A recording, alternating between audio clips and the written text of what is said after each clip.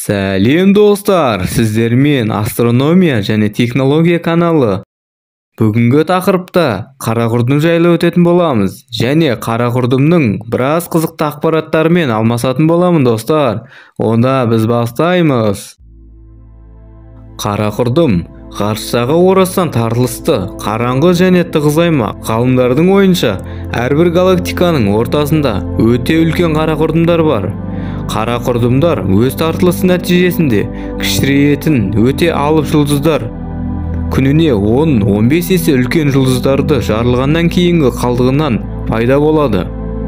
Қара құрдымдардың қара болу себебі олардың тартылыс өрісінің күшті болуы.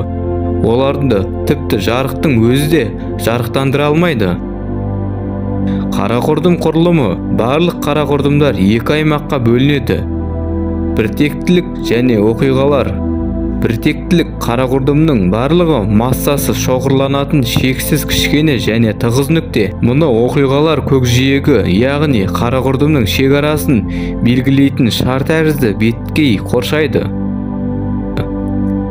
Оқиғалар көкжиегі толығымен қараңғы және өте үлкен гравитациялық тартылысқа ие.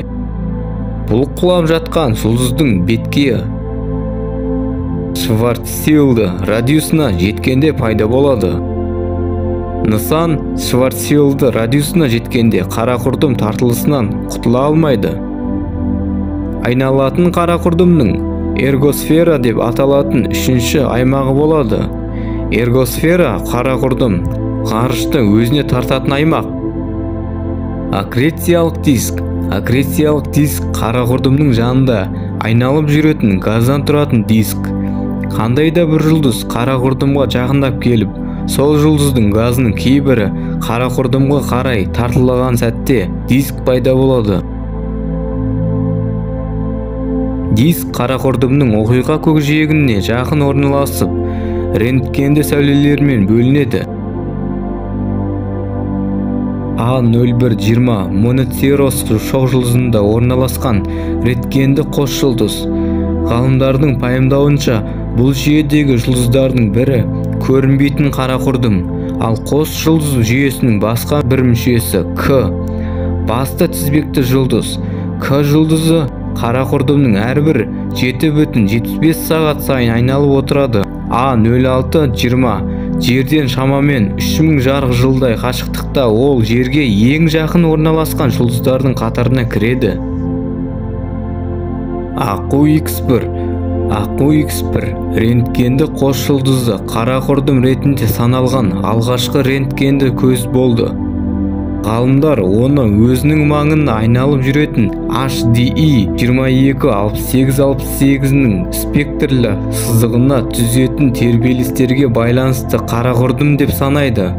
Аққу-Х1 тербеліс түзу үшін күн массасын 7 еседей үлкен болуы тиіс. Аққу-Х1 салмағы ақ ергежейлі немесе нейтрон жұлдыздарының көп үлкен болғандықтан ғалымдар мұны қара құрдым деп тапты. G1650 ең кіші қара құрдым құс жолындағы HTE G1650 қос жұлдызының жүйесінің бөлігі болып табылады. Бұл қара құрдымның күн салмағынан шамамен 3,8 есе артық. Мұны 2001 жылы НАСА-ның орбиталық рентгенді обсерваториясының серігі анықтады.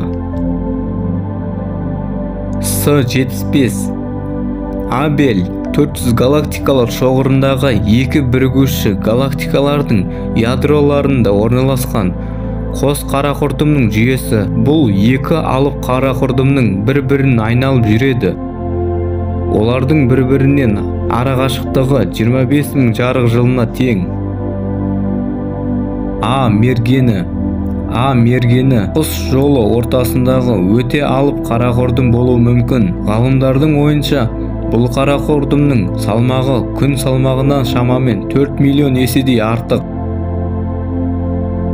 Қара құрдымның терминін америкалық ғалым Джон Уиллер енгізген.